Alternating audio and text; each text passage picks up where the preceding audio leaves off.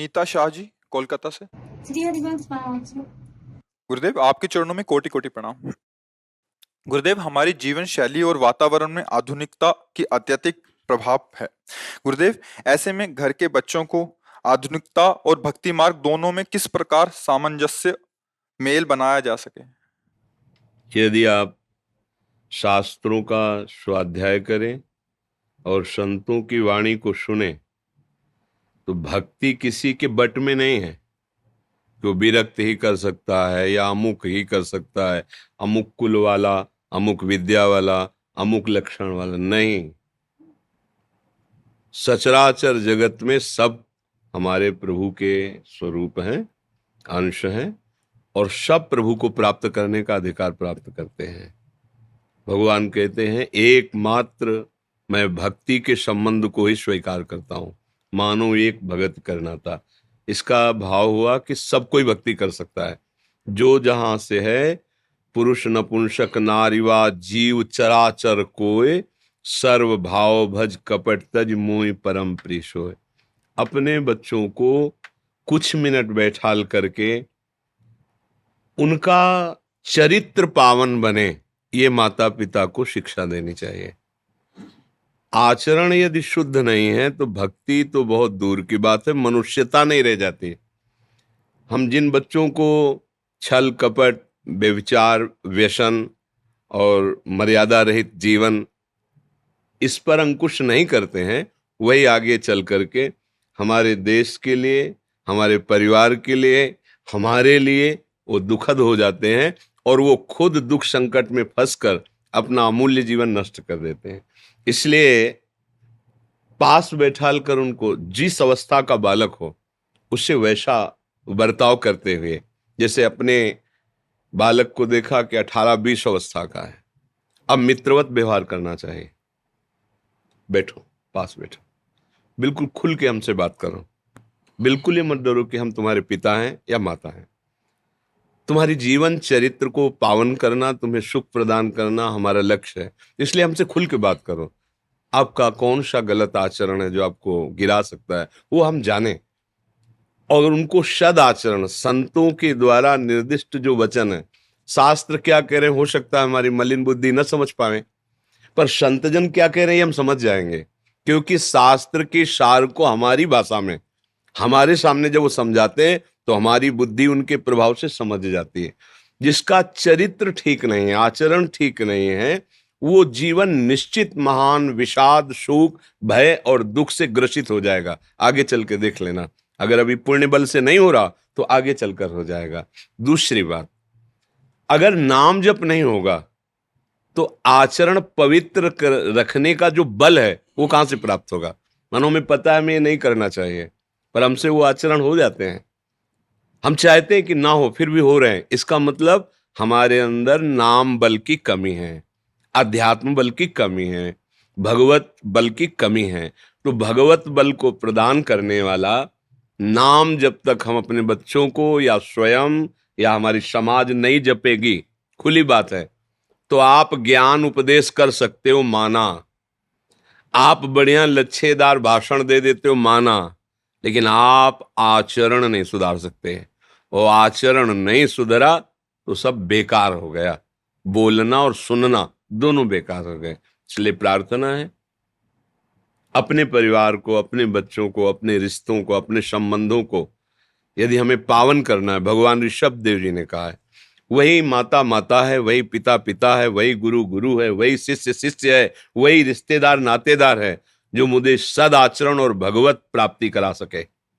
भगवत प्राप्ति बिल्कुल सरल है, कोई कठिन नहीं है। विषय प्राप्ति कठिन है क्योंकि उसकी सत्ता ही नहीं है, जैसे आकाश के फूल कठिन है क्योंकि है ही नहीं। ये मन की कल्पनात्मक भोगों की जो वृत्ति, चाहे जितना भोग लो हाथ कुछ नहीं लगेगा क्योंकि है ही नहीं। और भगवान है और हम उनके हैं। जो है उसकी प्राप्ति दुर्लभ नहीं है।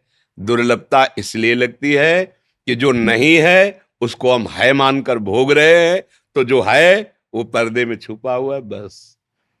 अगर आधुनिकता में भी उन्नति चाहनी है तो हमारी बुद्धि, हमारा बल हमको साथ दे तभी ना। आप बहुत अच्छे विद्वान हो सकते हैं, बहुत ज्ञानी हो सकते हैं, बहुत आप पढ़ाई में उन्नतिशील हो सकते हैं, क्योंकि आपका ब्रह्मचर्य ठीक है, अर्थात चरित्र ठीक है, और आपकी बुद्धि ठीक है, क्योंकि आप नाम जप कर रहे हैं, आप उन्नति प्राप्त करेंगे। ऐसा नहीं कि भजन करने वाला संसारिक उन्नति को प्राप्त नहीं होता। ऐसा हमारे यहाँ इतिहास साक्षी है। वही राजा बड़ा प्रवीण और महापुरुषों द्वारा उसका चरित्र गाया गया है, जिसके ऊपर किसी महापुरुष का शासन रहा है। जनक जी के ऊपर सदानंद जी का शासन, भगवान वशिष्ठ जी के द्वारा महाराज दशरथ जी का शासन, गुरु बृहस्पति जी के द्वारा देवराज इंद्र का शासन। यदि हमारे जीवन में किसी महात्मा की वाणी है, भगवत वाणी है, तो हम निश्चित विजय को प्राप्त हो जाएंगे। ये संसार की उन्नति कोई उन्नति नहीं है। मानो जैसे आप 30 वर्ष के हैं, बहुत पढ़ाई की, शरीर छूट गया। अब जब अगर मनुष्य जन्म अगला मिलेगा तो कहाँ से फिर शुरू करना पड़ेगा आपको, ककाहरा फिर आपको पढ़ना पड़ेगा। ये पढ़ाई किसी काम नहीं आई। अगर आपने 100 बार गुरु प्रदत्त नाम जप लिया है तो 99 में नहीं चलेगा, 101 में चलेगा। इसलिए मुझे लगता है कि अपने परिवार को, खुद अपने आप को, अपने देश को, अपने समाज को यदि हमें पावन करना है तो पहले चरित्र सुधारना होगा। चरित्र को सुधारने के लिए अध्यात्म जरूरी है, भगवद वार्ता जरूरी है। चाहे स्वयं गुरुवाणी शास्त्र पढ़ो, चाहे संतों के मुख से सुनो, जरूर सुनो। मति गति कीर्ति विभूति बल ऐश्वर्य जिसको कभी कहीं प्राप्त हुआ है, वो सत्संग से सो जानो सत्संग प्रभाव लोकों वेद ना अनुपाओ। अगर हमारे चरित्र को पावन रखना है तो हमें बल चाहिए, वो बल नाम से मिलता है, पक्का समझ लो। अगर नाम भजन नहीं है तो फिर वो सब, हम बहुत भ्रमण किए हैं तो देखा भी है कि एक लीला सी होती है, नाटक सा। आंतरिक वो जो अध्यात्म चाहिए ठोस, वो नहीं होता है। वो होता है भजन से। कुछ आप ना पढ़े लिखे हो, केवल नाम जप करो, सब बुद्धि जागृत हो जाएगी। क्योंकि ब्रह्मा जी को किसी ने सिखाया है क्या? हम सब ब्रह्मा के बनाए हुए हैं ना। ब्रह्मा जी को किसी ने सिखाया है क्या कि तुमको कैसे क्या बनाना है? उनको जो बुद्धि दे रहा है वो है ना ईश्वर। जिससे हमारी बुद्धि बढ़ी है वो ब्रह्मा जी हैं। उन्होंने बनाया है और उन्होंने लिखा कि इतनी बुद्धि तुम्हारी चलेगी। और जो ब्रह्मा को बुद्धि दिए हैं, जो सरस्वती को बुद्धि दिए हैं, वह है श्री भगवान, वह है श्री कृष्ण सच्चिदानंद।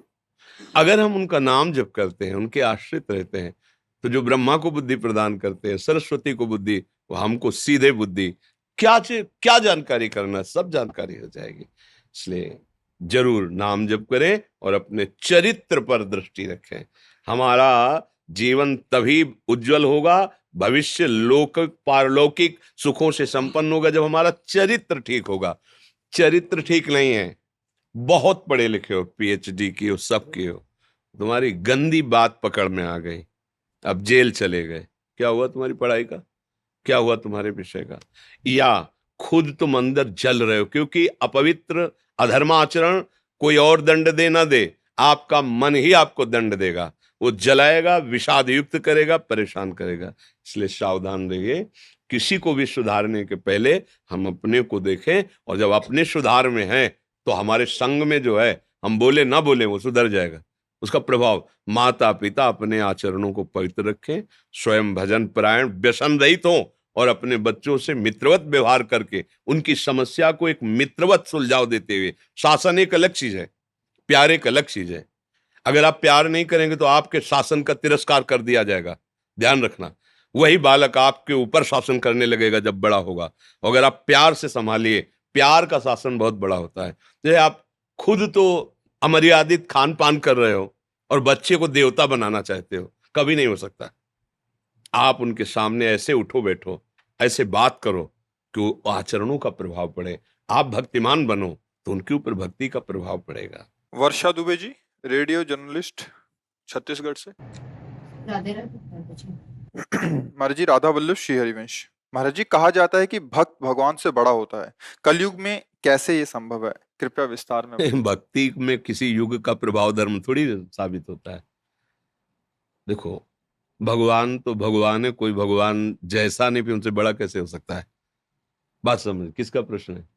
हाँ, भगवान तो भगवान है और वो अद्वितीय है, उनके जैसा कोई नहीं है, फिर उनसे बड़ा तो कोई हो ही नहीं सकता।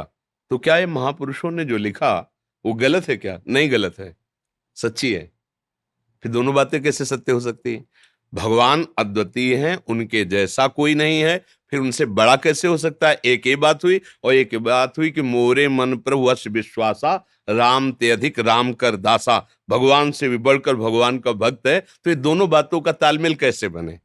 पहली बात सिद्धांत की कि भगवान अद्वितीय हैं, एक हैं, वही अनेक रूपों में प्रकट है, उनके सिवा दूसरा कोई है नहीं, इसलिए उनके जैसा कोई नहीं, तो उनसे बढ़कर कोई है ही नहीं।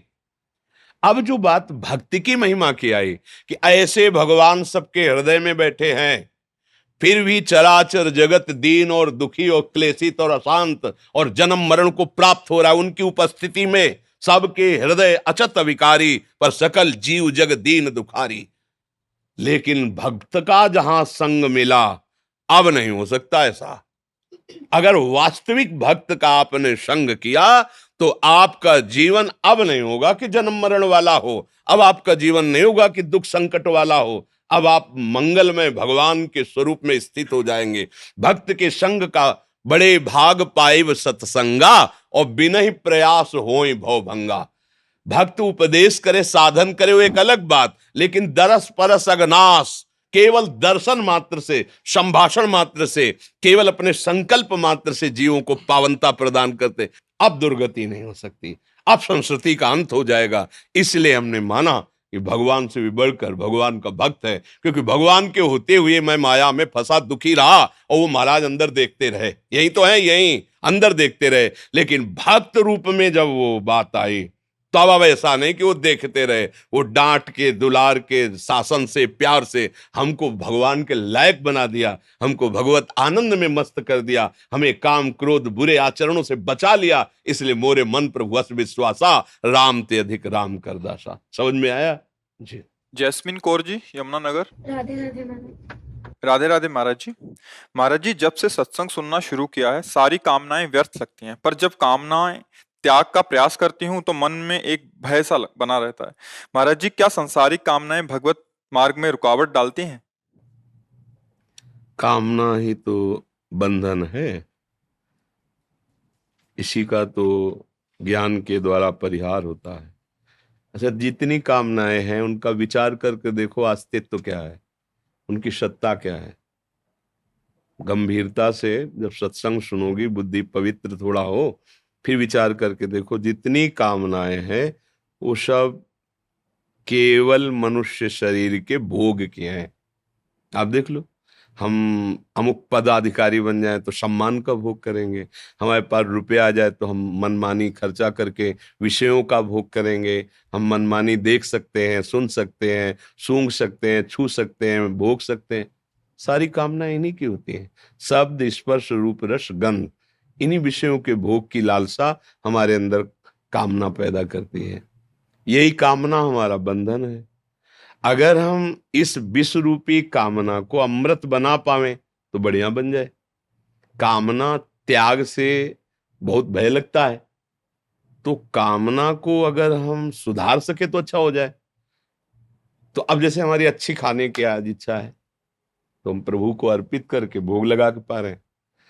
अब हमारे पास धन नहीं है, हमारी धन की इच्छा है, तो प्रभु सबसे बड़े धनी है, हम उनसे मांगे, हे नाथ, आप उचित समझें तो परिवार भरण पोषण के लिए, हमारी कामनाओं की पूर्ति के लिए आप हमें धन दीजिए।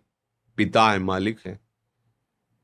भगवान ने आदेश किया है, आर्त, अर्थार्थी, जिज्ञासु, ज्ञानी मेरे उदार भक्त हैं। उदार भक्त, पिता से जब मांगा जाता है तो अच्छा लगता है पिता को।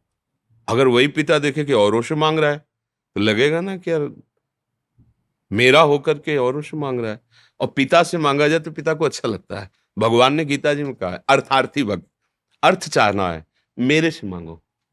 क्या अब हमने मांगा कि भगवान मुझे अर्थ की जरूरत है और आप अर्थ दीजिए, वो नहीं दे रहे, इसका मतलब मैंने कहीं अर्थ का दुरुपयोग किया है। जैसे पिता हमको 1,000 रुपए दिए, मांगे या बिना मांगे, और हमने मनमानी आचरण में उसे गंदी जगह खर्चा किया। अब हम आचरण सुधारना चाहते हो, 1,000 मांगते नहीं मिलेंगे। अब पहले वो देखेगा तुम्हें बहुत समय तक कि तुम्हारे अंदर योग्यता आई है कि नहीं आई, कि सही ढंग से खर्चा। यद्यपि संपत्ति वो तुम्ही को देगा, तुम उनके हो। ये वैभव किसके लिए रचा है? लेकिन अधिकारी पुत्र को ही युवराज बनाया जाता है, मूर्ख पुत्र को युवराज नहीं बनाया जाता। हम लोगों ने बहुत मूर्खताएं की। हमें शरीर मिला, बल मिला, बुद्धि मिला, सब कुछ मिला, हमने गंदे आचरणों में उसका प्रयोग किया है। सच्चाई से देखो, अगर हमें प्रभु अर्थ नहीं दे रहे हैं तो उनके पास कोई कमी नहीं है, कंजूस नहीं है, और हमारी योग्यता नहीं। इतने में तो हम मूर्ख हो गए कि धर्माधर्म का विचार त्याग के मनमानी आचरण करने लगे। अगर और वो दे देंगे तो बहुत पाप कर्म होने लगेंगे। दूसरी बात, अब हम सुधर रहे हैं, अब हम अर्थ चाह रहे हैं, तो वो बहुत ज्ञानानंद घन प्रभु हैं, वो कुछ देख रहे हैं, चुपचाप देखने दो उनको। मांगने पर भी नहीं मिल रहा, वो कुछ ऐसा देना चाहते हैं जो आपकी मांग ही नहीं है, और मांग खत्म हो जाएगी ऐसा देना चाहते हैं। आपको परम धनी बनाना चाहते हैं, आपको ज्ञान देना चाहते हैं कि संसार नाशवान है, इसमें दुख ही दुख है, इसमें सुख नहीं है। आगे चल के देख लेना, निहाल कर देंगे, और जब आपको ज्ञान हो जाएगा तब वैभव भी आपके चरणों में आ जाएगा। एक सिद्धांत है, छाया को पकड़ने चलो तो छाया दूर भागती है, और आप सूर्य की तरफ चलो तो छाया पीछे आ जाएगी। ऐसे ही गोविंद की तरफ चलो ना तो माया पीछे पड़ जाएगी, और माया की तरफ चलो ना गोविंद से विमुख होकर के, वो आगे आगे भागेगी, कभी पकड़ में नहीं आएगी। हमें अगर कुछ भी चाहिए, अगर ज्ञान है तो इसलिए नहीं मांगेंगे कि यार वो पिता है, कोई बच्चा थोड़ी है कि उसे हमें बताना पड़े हमें चाहिए। वो सर्वज्ञ है, उसको पता है, जब जो इच्छा होगी दे देगी, मांगने मूंगने से क्या। समझ रहे हैं? अगर हम बच्चे हैं और हम ये समझ नहीं पा रहे हैं उनकी सामर्थ्य को, तो हम मांग सकते हैं, क्योंकि हमारा अधिकार है, वो हमारे स्वामी हैं, हमारे पिता हैं, हमारे प्रीतम हैं। हम अपने प्रभु से कामना रखें। अब जो कामना हमारी पूर्ति ना हो तो उसमें हम प्रभु को कोसे ना, ये बात समझें।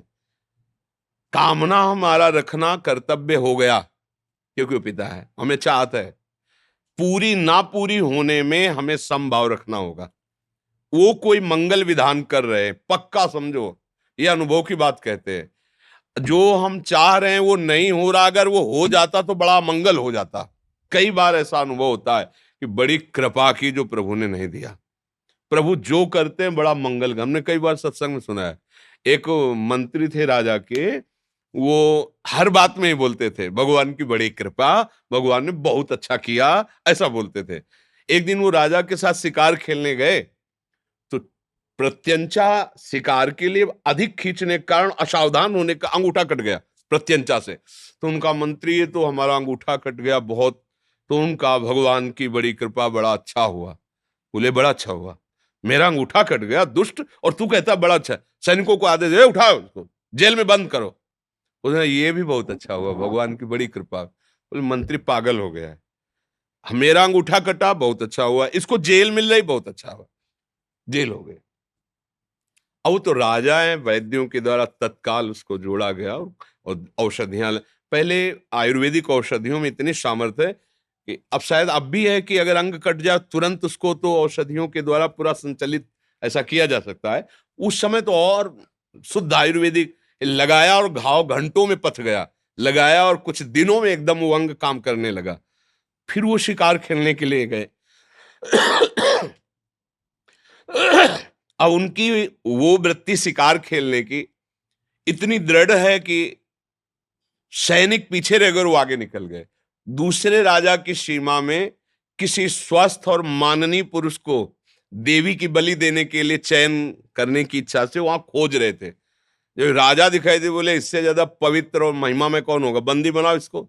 अब अकेले राजा बंदी बना लिए, जैसे पीछे सैनिक है तेले बंदी बना के ले गए। अब वहां स्नान कराया गया और सब, तो वहां देखा जाता है कुछ अंग भंग कटिंग नहीं होनी चाहिए, सर्वांग पुष्ट बलि दी जाती है। तो जो ही चेक किया गया, तो अब जोड़ तो गया था पर पता था ना कि यहां से हाल का। बोले नहीं नहीं ये बलि लायक नहीं, मतलब सर्वांग पुष्ट होना चाहिए बलि में, छोड़ दो इनको। छोड़ दी। राजा ने कहा मंत्री ने तो सही कहा था, अंगूठा जब कटा था कहा था बहुत अच्छा किया, भगवान ने बड़ी कृपा की, हम बेकार मंत्री पर नाराज हुए, अगर आज अंगूठा कटा ना होता तो गला कट जाता। बड़े प्रसन्न हुए।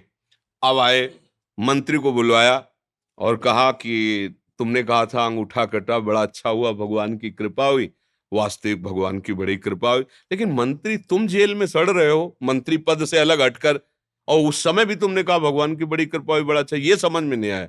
बोले महाराज आप कैसे समझे कि आपके ऊपर कृपा हुई? तो उन्हें पूरी घटना बताई। तो बोले महाराज सैनिक कहीं भी रहते, लेकिन मेरा घोड़ा आपके पीछे होता, क्योंकि मैं राजमंत्री हूं आपका। आपके प्राण जाने के पहले मैं अपने प्राणों को कभी आपसे अकेला नहीं रह सकता, छोड़ सकता था। जब आप बंदी बनाए जाते तो मैं भी बंदी बनाया जाता, और आप तो अंगूठे में बच जाते, लेकिन मेरी तो गर्दन उतर जाती ना। तो भगवान ने सुरक्षित करके दिया, मुझे जेल में रख के भगवान ने बड़ी कृपा। वास्तविक बात है, भगवान की तरफ से जो होता है वो मंगल भवन है, कृपा। हम थोड़ा सा ना वो ज्ञान होने के कारण सोचते हैं भगवान ने ऐसा क्यों कर दिया, उनके पास क्या कमी है, ऐसा वैसा। वो जो करते हैं बहुत अच्छा करते हैं। हमें चाहिए कि हमें अपने प्रभु की खुशी में खुशी रहने वाला स्वभाव बना लेना चाहिए, तो बहुत आनंद आ जाएगा। भक्ति में वो कामनाएं बाधक हैं जो भगवान से विमुख करें, जो कामनाएं हमारी भक्ति को बढ़ाएं वो हमें कामनाएं त्यागने की जरूरत नहीं, उनको मोड़ने की जरूरत है। आज ये खाया जाए, हाँ ठीक है, अपने पास सुविधा दी है, सुंदर भोग बनाओ, अपने ठाकुर को भोग लगाओ और चार को पवा के पाओ, उत्सव मनाओ, आनंदित हो, क्या परेशानी। भगवान ने बहुत अर्थ दिया है, बीमार जनों की सेवा में लगा दो, गरीब जनों की सेवा में लगा दो, पशु पक्षियों की सेवा में लगा, कितना बढ़िया हो गया। वो आशीर्वाद देंगे, आपका हृदय शीतल हो जाएगा। तो कामनाएं निषेध हैं, पर वो जो भगवान से विमुख करने वाली है। जैसे आप 500 रुपए की शराब पी गए, अगर 500 रुपए किसी गरीब आदमी के पूरे परिवार को भोजन पवा देते तो फिर कितना आनंद आपको मिलता। आपने 1000 रुपए होटल में खर्चा कर दीजिए, और फिर कि उसी 1000 रुपए से भूखी गायों को, पशु पक्षियों को चारा भोजन दे दीजिए, फिर आप देखो कैसा लगता है। ये है, धन आपको मिला, आप उसका दुरुपयोग कर रहे हैं।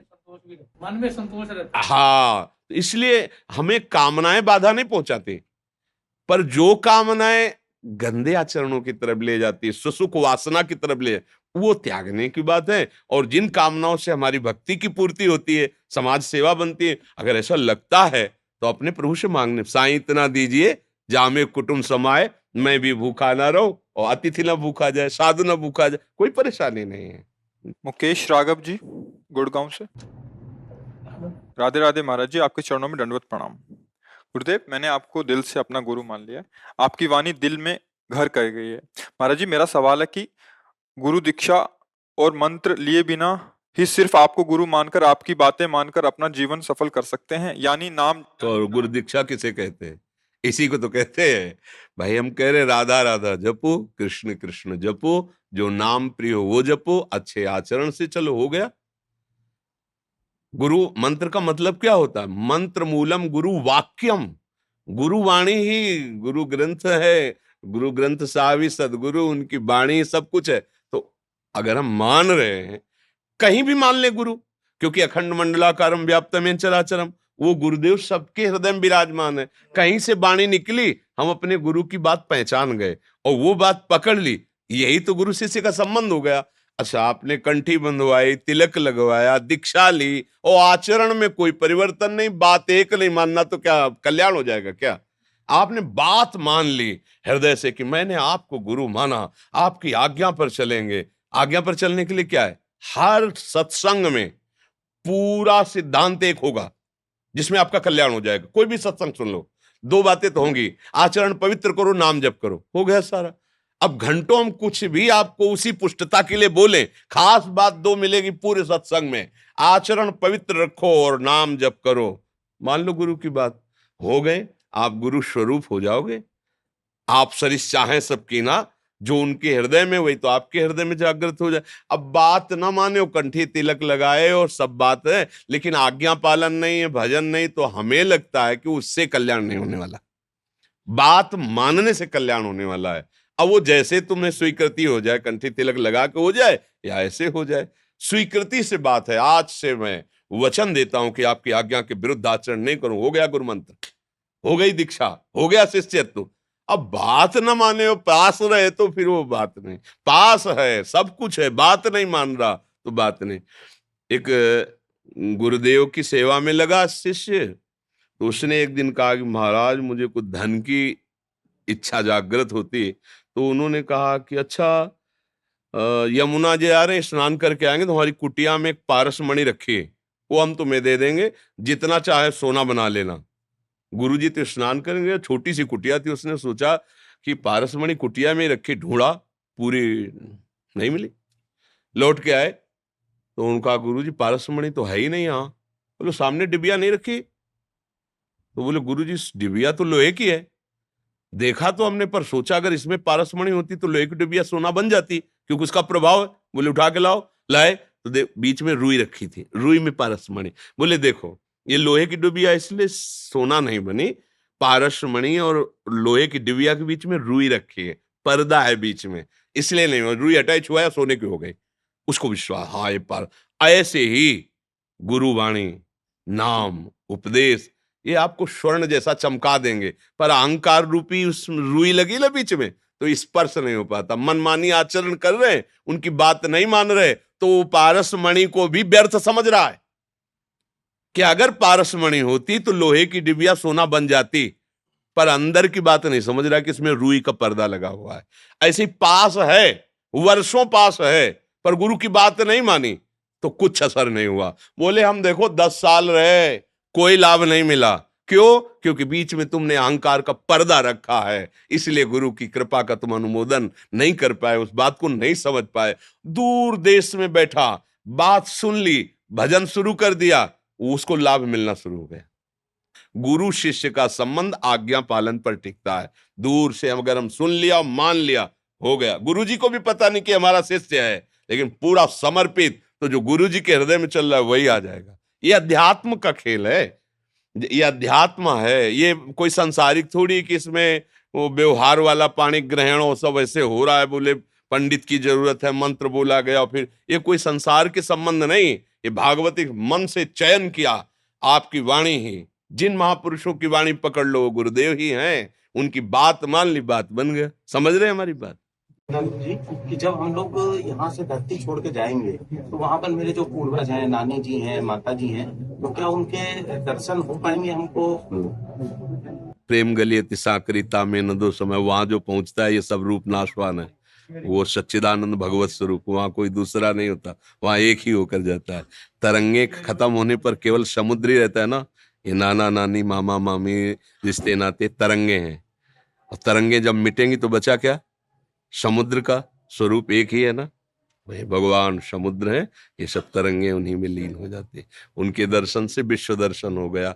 वो सारे रिश्ते नाते उन्हीं से थे, उन्हीं से है, उन्हीं से रहेंगे। ये ना जानने के कारण हम अलग अलग संबोधन करते हैं, माता पिता, नाना नानी, ये सब। लेकिन जहां ज्ञान प्रकट हुआ, जहां निर्मल हृदय हुआ, हम भगवान को प्राप्त किए, तो वही सब बने थे, ये समझ में आ जाता है। वहां दूसरा कोई ये रूप नहीं है, ये सब मायक रूप है, और ये नष्ट हो जाते हैं, इनकी सत्ता नहीं है। जिसकी सत्ता है वो समुद्रवत एक है। ये सब तरंगे हैं उसी समुद्र की, और वो जब लीन होती है तो बचता समुद्र है। पहले समुद्र, बाद में समुद्र, बीच में भी समुद्र। तरंगे केवल स्फुरित हो रही है, वायु विकार के कारण तरंग नाम अलग हुआ।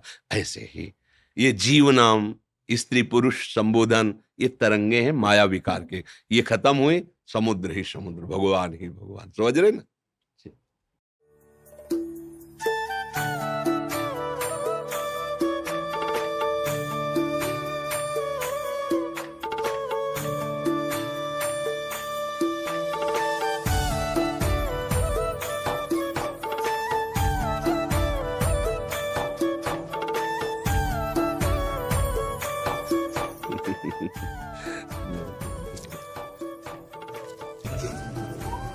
गौरी मंगलादी प्रसादी अहो भाग्य। चंदन प्रसाद ने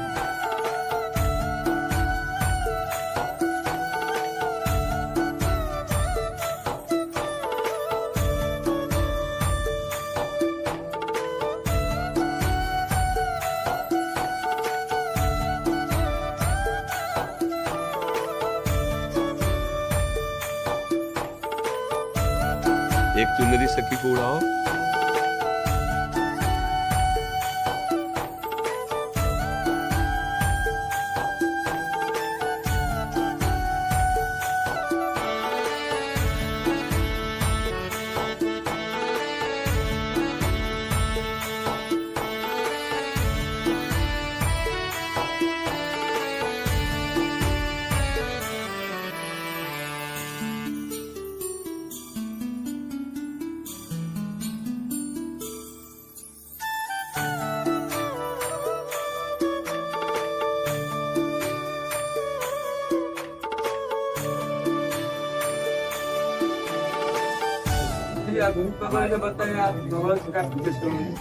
बस खड़े खड़े एक शब्द में कह सकते हैं, अगर हमारा मन निरंतर अपने आराध्य देव के चिंतन में डूबा रहे, अव्यावृत भजना जिसे अखंड भजन कहते हैं।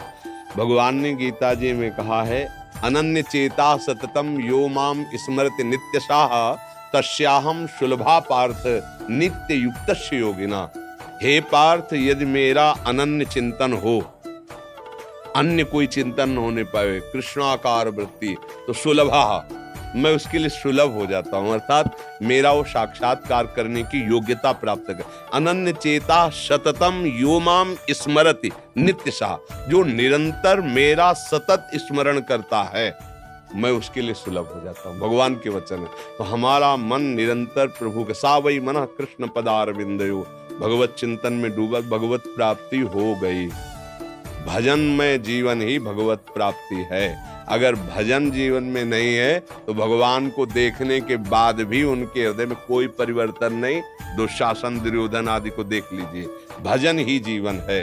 हर समय भगवदाकार वृत्ति ही भगवत प्राप्ति है। अब इसके लिए प्रयास करें, हर समय गुरुजनों के द्वारा जो उपदेश आदेश है उनका पालन करते हुए चले। ठीक है, धन्यवाद।